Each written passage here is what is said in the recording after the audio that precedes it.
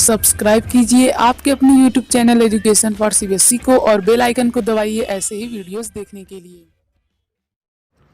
तो आ गए हैं आप तो प्यारे बच्चों। आज की इस वीडियो में हम लोग बात करने वाले हैं क्लास 8th हिंदी का चैप्टर नंबर 5 जिसका नाम है संज्ञा के विकार यानी कि लिंग। चलिए इसे स्टार्ट करते हैं। आज की इस वीडियो में हम लोग इन्हीं सभी चीज़ों के बारे में बात करने वाले हैं, लिंग, पुल्लिंग, स्त्रीलिंग। ठीक है, तो अपने साथ एक कॉपी और पेन को ले लीजिए और साथ ही में क्या करते चलिएगा, नोट भी करते चलिएगा। और आप लोग से एक और रिक्वेस्ट, एकदम ध्यान से देखिएगा, बाकी समझाने की गारंटी मैं लेता हूँ। देखिए लिंग क्या होता है, पहले तो हम लोग ये बात करते हैं कि संज्ञा जो होता है उसके हमने क्या देखा था पहले। संज्ञा क्या होता है, कोई भी ऐसी चीज़ जो हमें क्या बोध कराए, जो हमें किसी व्यक्ति, प्राणी, वस्तु या फिर भाव का बोध कराए, उसी को हम लोग संज्ञा कहते हैं। तो संज्ञा का वो रूप जो कि हमें उसके जाति का बोध कराए कि वो पुरुष है या स्त्री है, उसे हम लोग लिंग कहते हैं। लिंग की परिभाषा बहुत बार एग्जाम्स में आती है, ध्यान सुनिए फिर से। लिंग जो संज्ञा का वो रूप जो कि हमें ये बताता है कि पुरुष जाति है या स्त्री जाति है, उसी को हम लोग लिंग कहते हैं।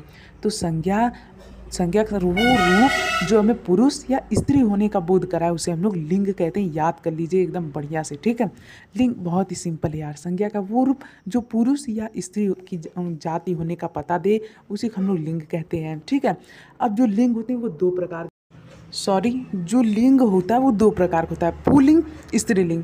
अब ये तो हम लोग बचपन से ही पढ़ते आ रहे हैं। पुल्लिंग कौन होते हैं, वे लिंग जिनसे हमें ये पता चले कि पुरुष जाति है, उसे हम लोग पुल्लिंग कहते हैं। जैसे लड़का, राजा, पेड़, बंदर, ये सभी क्या है, ये सभी पुल्लिंग है। क्यों? क्योंकि हमें नाम से ही पता चल रहा है, ठीक है। तो पुल्लिंग कौन होता है, जो हमें पुरुष जाति होने का पता देता है। अब ऐसा लिंग जो हमें स्त्री जाति पता होने का बोध देता है उसे हम लोग स्त्रीलिंग कहते हैं। जैसे जैसे लड़की, रानी, गाय, नदी, ये सभी क्या है, ये सभी हमारे स्त्रीलिंग है।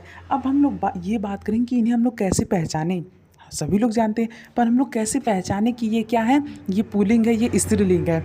अक्सर प्यारे बच्चों हमेशा लास्ट में जिसके आ लगा होता है उसी को हम लोग क्या कहते हैं, उसी को हम लोग पुल्लिंग कहते हैं। मतलब जैसे नहीं, वाक्य में आ लगा होता है, जैसे जैसे नाला, नाला क्या है, पुल्लिंग है। नाली ये क्या है, स्त्रीलिंग है। कटोरा ये क्या है, पुल्लिंग है। कटोरी ये क्या है, स्त्रीलिंग है। डिब्बा ये क्या है, पुल्लिंग है। डिबिया ये क्या है, ये स्त्रीलिंग है। तो इस तरह से आप लोग इसे बहुत ही ध्यान सुनिए, हल्के मत लीजिएगा। तो इस तरह से आप लोग इसे क्लासीफाई कर सकते हैं। और कैसे कर सकते हैं, कभी कभी प्यारे बच्चों हम लोग नर का प्रयोग कर लेते हैं। जैसे नर कौवा, मादा कौवा। नर कौवा मतलब पुल्लिंग कौवा, मादा कौवा मतलब स्त्रीलिंग कौवा। नर कबूतर मतलब पुल्लिंग कबूतर, मादा कबूतर मतलब क्या होता है, स्त्रीलिंग कबूतर, ठीक है।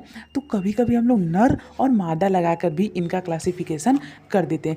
और प्यारे बच्चों कभी कभी हम लोग क्या करते हैं, कभी कभी हम लोग इनकी पदवी से भी देख सकते हैं। जैसे कुछ कुछ जो पोजीशन होते हैं उनकी वजह से भी, जैसे प्रोफेसर और नहीं होते हैं, सभापति हो गए, राष्ट्रपति हो गए, इन लोगों की वजह से। तो इन लोगों में हम लोग कुछ भी नहीं यूज करते, मतलब जनरली यूज करते हैं। और क्या, जैसे हम लोग कभी कभी देखते हैं कि बेटा, बेटी, साला, साली, तो इस तरह से भी हम लोग मतलब रिलेशन जोड़ लेते हैं, ठीक है। अब कुछ ऐसे चीज़ें होती हैं जो सदा स्त्रीलिंग रहती हैं। जैसे नदी, नदी का नाम हो गया, झील का नाम हो गया, भाषाओं का नाम हो गया। लिखते चलिए, कॉपी में लिखिए, नदी, झील, भाषा, बोली, आभूषण, इन सभी के नाम हमेशा स्त्रीलिंग रहते हैं। कभी ऐसा मत कह दीजिए कि गंगा बहता है, यमुना बहता है, कभी ऐसा नहीं होगा। न तो ऐसा होगा गोदावरी बहता है, हमेशा क्या होगा, गोदावरी बहती है। और कभी भी ऐसा भी मत बोलिए कि हिंदी बोला जाता है, ये सभी हमेशा स्त्रीलिंग रहते हैं।